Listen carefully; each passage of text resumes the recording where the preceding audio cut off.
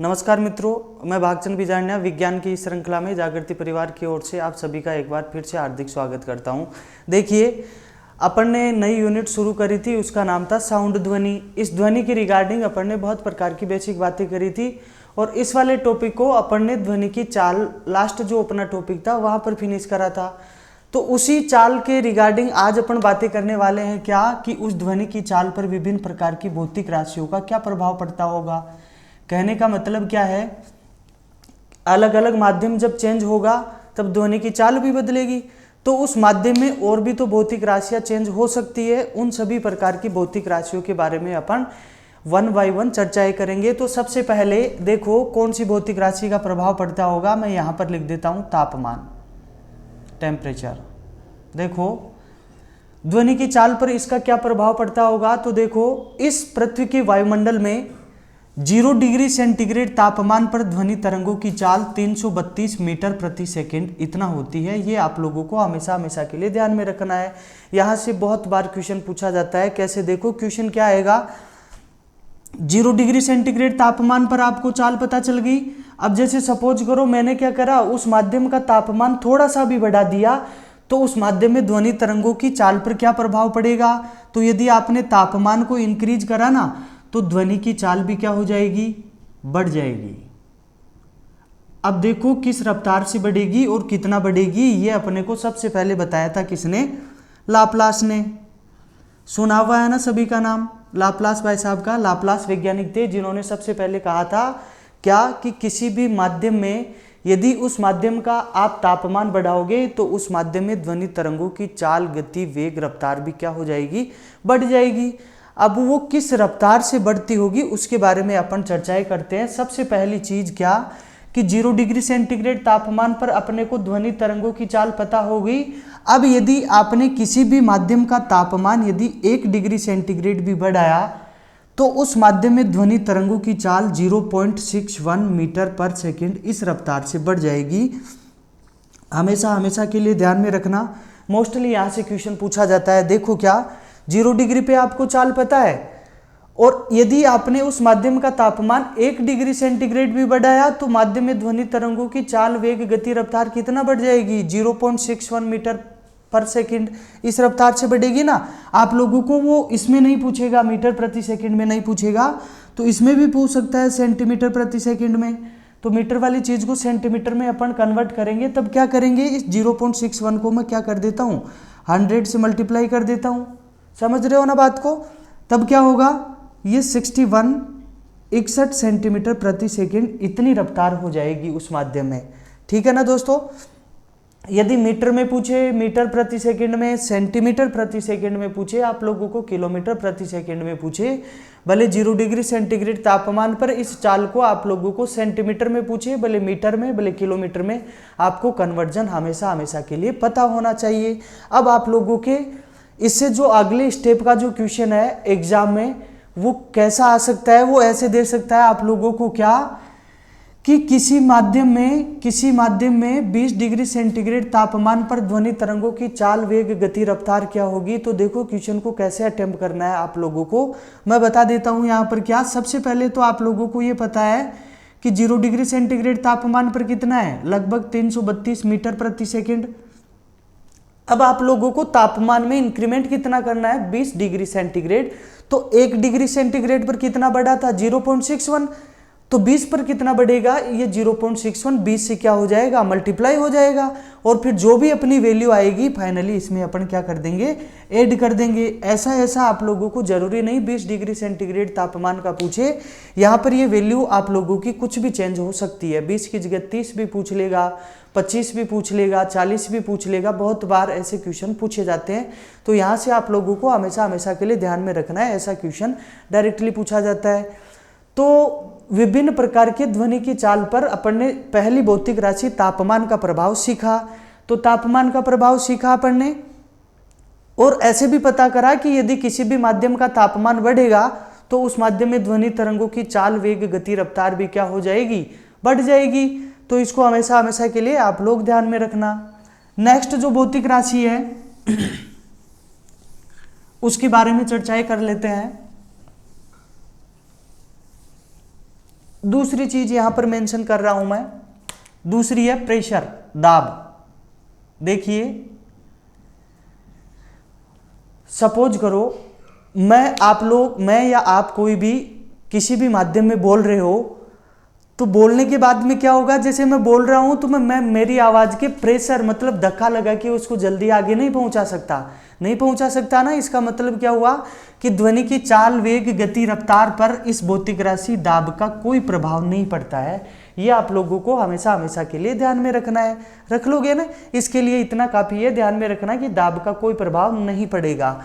तीसरी प्रकार की यदि अपन भौतिक राशि की बात करें तो वह है ह्यूमिडिटी, आर्द्रता। अब देखो आर्द्रता में दो प्रकार की चीजें आएगी आप लोगों के, क्या दो प्रकार का वायुमंडल हो सकता है। एक तो हो सकता है वायुमंडल जो नमी युक्त वायु हो, और दूसरी प्रकार की हवा हो सकती है आप लोगों के पास में शुष्क वायु, शुष्क हवा।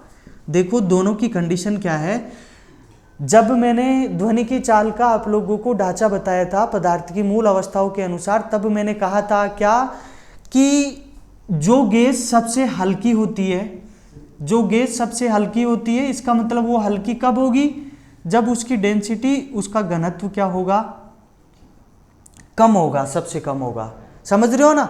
तो उस वाली गैस में ध्वनि की चाल क्या होगी, सबसे अधिकतम, सबसे ज्यादा। तो यहां पर देखो वही कंसेप्ट काम में लेना है। यदि नमी युक्त वायु हुई, इसका मतलब क्या, रात्रि में जैसे ओस बनती है ना, जो भी फॉग बनता है उसमें क्या वायुमंडल में नमी की मात्रा अत्यधिक हो जाती है।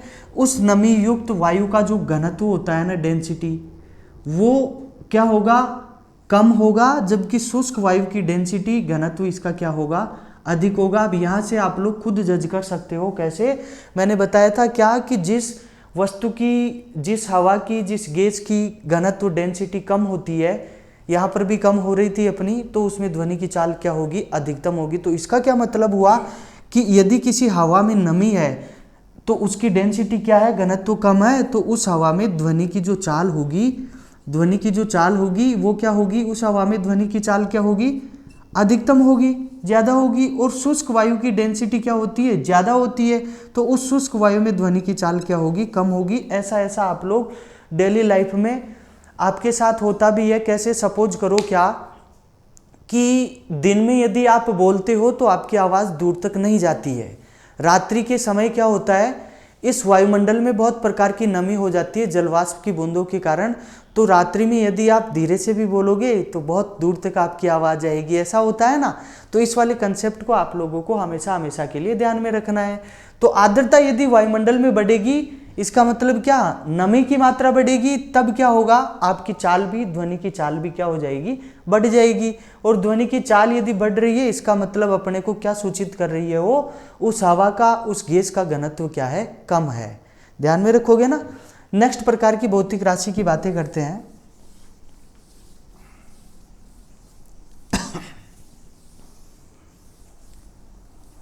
चौथी चीज लेते हैं अपन, किसी भी प्रकार के माध्यम का वेग, वेलोसिटी ऑफ एनी मीडियम, माध्यम का वेग। देखो इसका क्या प्रभाव पड़ता होगा। जैसे सपोज करो क्या होता है, तेज हवाएं चल रही है, मैं यहाँ पर बोल रहा हूँ और इधर से क्या हवा चल रही है, तो मेरी आवाज़ कुछ जल्दी जाएगी ना। समझ रहे हो ना बात को। इसका क्या मतलब हुआ, यदि माध्यम का वेग उस हवा की, जिधर अपन बोलना चाह रहे हैं उधर ही यदि वो हवा जा रही है, तो अपनी आवाज़ बहुत जल्दी पहुँच जाएगी। समझ रहे हो ना बात को। इसका मतलब क्या हुआ, यदि ये माध्यम का वेग यदि बढ़ा तो आप लोगों के ध्वनि की चाल पर क्या प्रभाव पड़ेगा। देखिए ध्वनि की चाल पर क्या प्रभाव पड़ेगा, वो भी क्या हो जाएगी, बढ़ जाएगी। और यदि ये माध्यम का वेग यदि कम हुआ तो ध्वनि तरंगों की चाल भी क्या हो जाएगी, कम हो जाएगी। इसका मतलब माध्यम के वेग पर ये निर्भर करती है। ऐसा ध्यान में रख लोगे ना हमेशा के लिए। 4 प्रकार की भौतिक राशियों के प्रभाव बताए मैंने। 5वां प्रभाव बताता हूं आप लोगों को, क्या, आवर्ती तथा तरंगदैर्घ्य। ये शब्द आप लोगों के पहले किसी यूनिट में आ चुका, याद करो कौन सी यूनिट में आया था, वेवलेंथ कहा जाता है इसको, वेवलेंथ, इसको कहा जाता है फ्रीक्वेंसी। तो ये अपन ने कवर कराना ऑलरेडी। अब देखो होगा क्या, इस यूनिट को अपन ने जब शुरू करा था तब मैंने आप लोगों को कुछ चीज़ बताई होगी, कुछ बातें बताई होगी, क्या कि किसी भी प्रकार की कोई भी ध्वनि तरंग यदि एक माध्यम को छोड़कर दूसरे माध्यम में जाएगी, है ना, तब बहुत चीज़ों पर प्रभाव पड़ेगा। क्या, उस ध्वनि तरंग की चाल बदल सकती है और उस ध्वनि तरंग का तरंगदैर्घ्य बदल सकता है। समझ रहे हो ना बात को। लेकिन हमेशा ध्यान रखना, कभी भी ये फ्रीक्वेंसी होती है ना, आवृत्ति, ये कभी भी नहीं बदलती है, आवृत्ति हमेशा अपरिवर्तित रहती है। ऐसा कॉम्पिटिटिव एग्जाम्स में पूछ लिया जाता है। तो आप लोग हमेशा के लिए ध्यान में रखना क्या कि इस ध्वनि की चाल पर यदि आवृत्ति और तरंगदैर्घ्य के रिस्पेक्ट में क्वेश्चन पूछे आप लोगों को, तब हमेशा बताना क्या कि यदि माध्यम चेंज हुआ, किसी भी प्रकार का माध्यम चेंज हुआ तो ध्वनि की चाल और उसका तरंगदैर्घ्य भी चेंज हुआ, लेकिन जो चीज परिवर्तित नहीं हुई वो कौन सी है, आवृत्ति। आवृत्ति हमेशा अपरिवर्तित रहती है। यदि ऐसा नहीं होता तो अपन डेली लाइफ में ऑर्केस्ट्रा का आनंद नहीं उठा सकते। याद करो, ध्यान में रख लोगे ना। तो इस ध्वनि की चाल पर विभिन्न भौतिक राशियों के बारे में अपन ने चर्चाएं करी। अब देखो, ध्वनि के बहुत प्रकार के कुछ गुण होते हैं, कुछ लक्षण होते हैं, उन लक्षणों के बारे में अपन चर्चाएं करते हैं।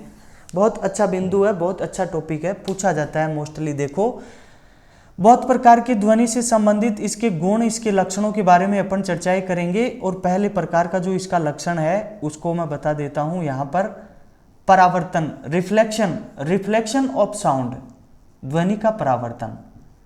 क्या पढ़ने वाले हैं अपन, रिफ्लेक्शन ऑफ साउंड। अच्छा, रिफ्लेक्शन लाइट का तो हो रहा था, प्रकाश का रिफ्लेक्शन हो रहा था ना, तो साउंड का भी होता है क्या रिफ्लेक्शन? जी बिल्कुल होता है रिफ्लेक्शन। तो कैसे होगा, देखो आप याद करो क्या कि जब यदि आप सुबह जल्दी या शाम को लेट किसी बड़ी पहाड़ी के पास में या किसी बड़ी दीवार के पास में यदि आप जाते हो और आप कुछ बोलते हो जोर से, तो कुछ समय बाद में आपको आपकी ही आवाज वहां से उस पहाड़ी या दीवार से टकराकर वापस सुनाई देती है ना। सुनते हो ना ऐसा, हेलो हेलो हेलो हेलो। तो ऐसा किसके कारण हो पाता होगा? तो ध्वनि के उस गुण को क्या कहा जाता है, परावर्तन।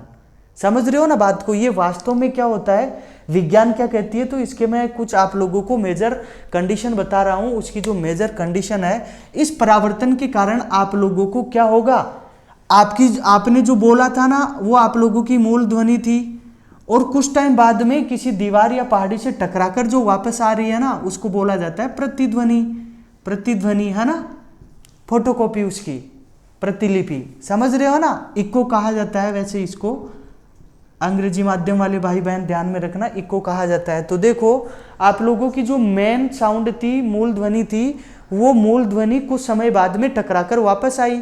अब वो कैसे टकराकर वापस आई, तो टकराकर वापस आने वाली ध्वनि को क्या कहा जाता है, प्रतिध्वनि कहा जाता है, इको। देखो वास्तव में क्या होता है, सपोज करो मैं यहाँ पर कुछ कंस्ट्रक्ट कर रहा हूँ, बहुत अच्छे से गौर करना। सपोज करो ये मेरे पास कोई क्या है, बड़ी पहाड़ी या कोई दीवार है, ठीक है। और यहाँ पर क्या हुआ, यहाँ पर आप लोग क्या हो, आप बैठे हो।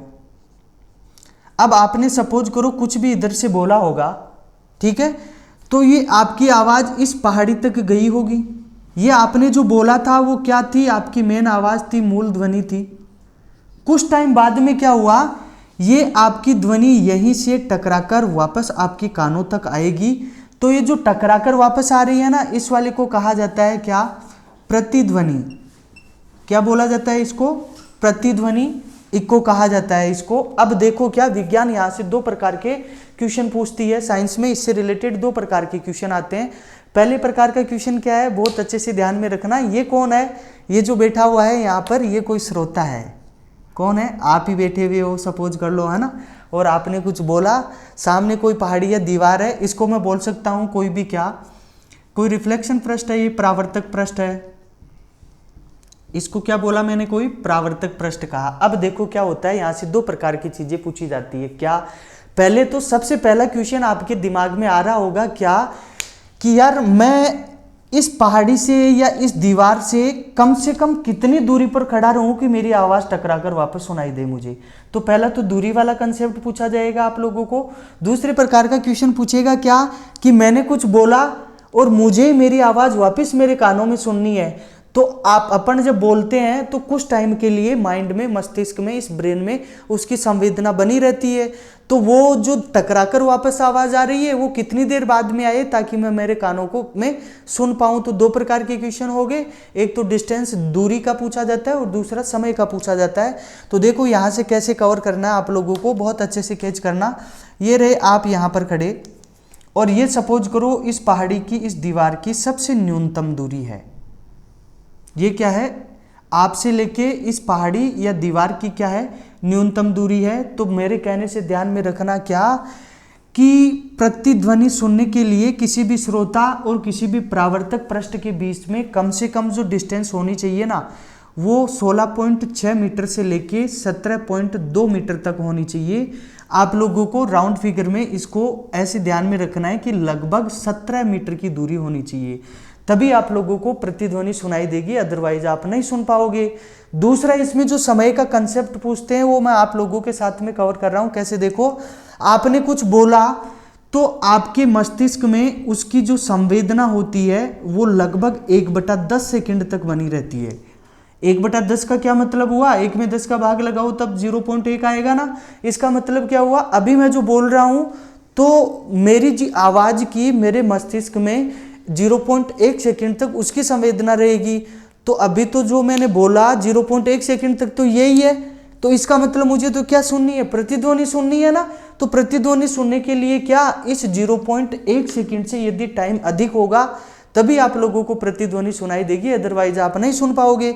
तो कहने का मतलब क्या हुआ, बहुत अच्छे से ध्यान में रखना। दो कंसेप्ट पूछे जाते हैं क्या, पहला तो क्वेश्चन यहाँ से ऐसे आता है क्या कि परावर्तन के कारण क्या संभव हुआ, अपन प्रतिध्वनि को सुन पाए, है ना, जिसको इको कहा जाता है। दूसरा कंसेप्ट ऐसे हुआ क्या कि आपने बोला तो आपकी आवाज किसी पहाड़ी या दीवार से टकराकर वापस आई, तो आपके और उस पहाड़ी या दीवार के बीच में कम से कम कितनी दूरी होनी चाहिए, तब आप मेरे कहने से ध्यान में रखना लगभग 17 मीटर होनी चाहिए। और दूसरे प्रकार का क्वेश्चन पूछा जाता है क्या कि कितने समय बाद में आपको खुद की ही आवाज जो टकराकर वापस आ रही है वो सुनाई देगी। तो वो समय का हमेशा ध्यान में रखना, कम से कम 0.1 सेकंड का समय अंतराल होना चाहिए मूल ध्वनि तथा प्रतिध्वनि के बीच में। कर लोगे ना इतना cover, very good, very nice. आगे चलते हैं, देखो इसके दूसरे गुण के बारे में अपन चर्चाएं करते हैं। आई थिंक आप सभी कैच कर पा रहे हो। यदि फिर भी कुछ आपके दिमाग में, माइंड में कुछ कन्फ्यूजन होता है तो कमेंट बॉक्स के माध्यम से बताया करो, उसका सॉल्यूशन आपको मिलेगा। दूसरे प्रकार के इसके गुण के बारे में अपन चर्चाएं करते हैं, जिसको बोला जाता है क्या, ध्वनि का तारत्व। तारत्व का क्या मतलब हुआ, दूसरी भाषा में लिख देता हूं इसको मैं। इसको पिच भी बोल सकते हो आप लोग, या फिर इसको बोल सकते हो शार्पनेस, शार्पनेस ऑफ साउंड। अच्छा, ये वाला क्या गुण होता है, तो देखो ये तारत्व जो होता है ना, ये तारत्व हमेशा आवृत्ति पर निर्भर करेगा। किस पर निर्भर करेगा, आवृत्ति पर निर्भर करेगा। अब देखो कैसे आवृत्ति पर निर्भर करता होगा और इससे रिलेटेड कॉम्पिटिटिव एग्जाम्स में कैसे क्वेश्चन आते होंगे, है ना। तो सभी बहुत अच्छे से बैठ जाओ, क्या इसको कवर करना है अपने को, किस वे में। देखो मैंने ऐसे कहा क्या कि ध्वनि का वह गुण जो आवृत्ति पर निर्भर करे तारत्व कहलाता है। आवृत्ति पर कैसे निर्भर करेगा, दो तरह के क्वेश्चन पूछे जाते हैं यहां से, मैं बता रहा हूं आप लोगों को। क्या पहला वाला प्रकार क्या, एक तो मेरे अपने पास क्या है, जैसे सपोज करो कोई छोटा बच्चा है या कोई स्त्री है ना, समझ रहे हो। दूसरा मैं केस ले लेता हूं क्या कि अपन पुरुष लोग हैं।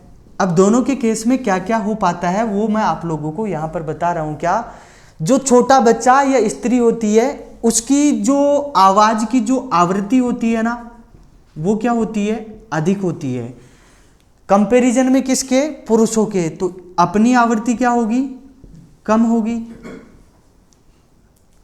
हाँ, कम ही रहते हैं हम तो हमेशा ही, है ना। हाँ, तो इसका रीजन बताऊंगा अभी ऐसा क्या होता है। अब देखो आवृत्ति अधिक, आवृत्ति कम, ये वाला कंसेप्ट ध्यान में रख लोगे।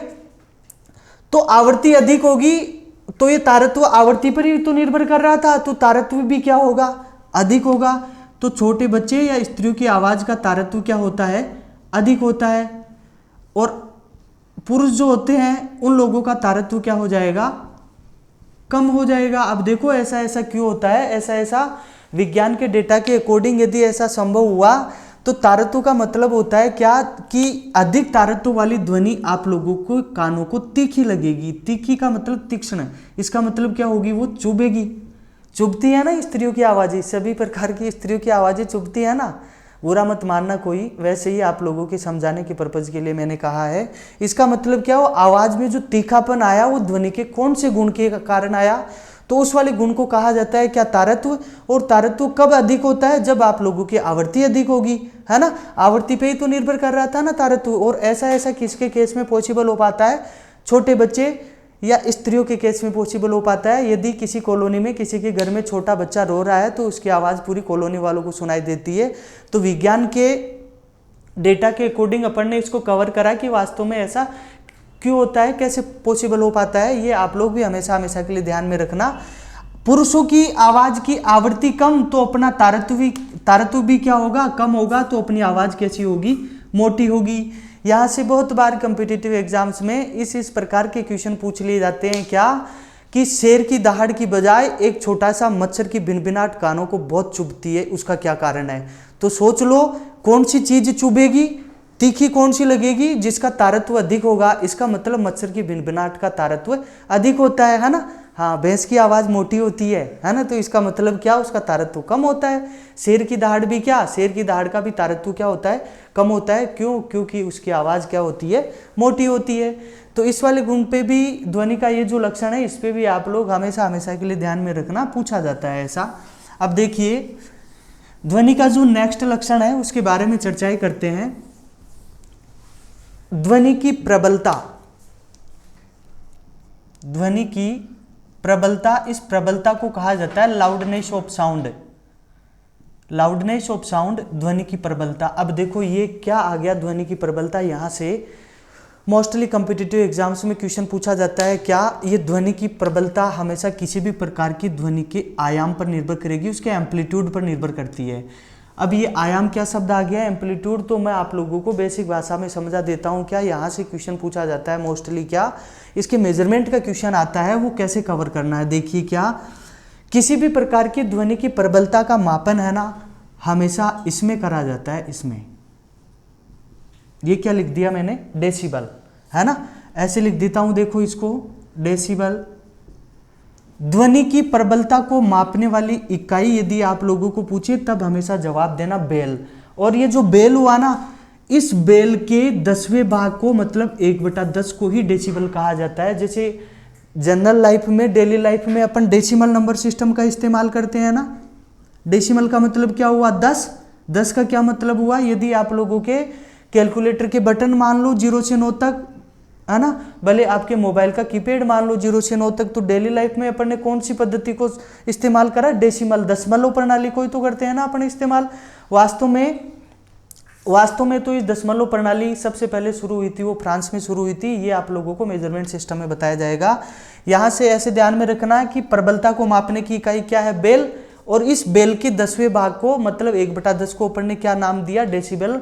देखो क्वेश्चन क्या पूछेगा आप लोगों को, इस प्रबलता से रिलेटेड सबसे ज्यादा इंपॉर्टेंट जो बिंदु है, जैसे सपोज करो 2 लोग आपस में बैठकर सामान्य बातचीत कर रहे हैं, तो उनकी बातचीत में लगभग 30 से 40 डेसिबल तक की ध्वनि उत्पन्न होती होगी।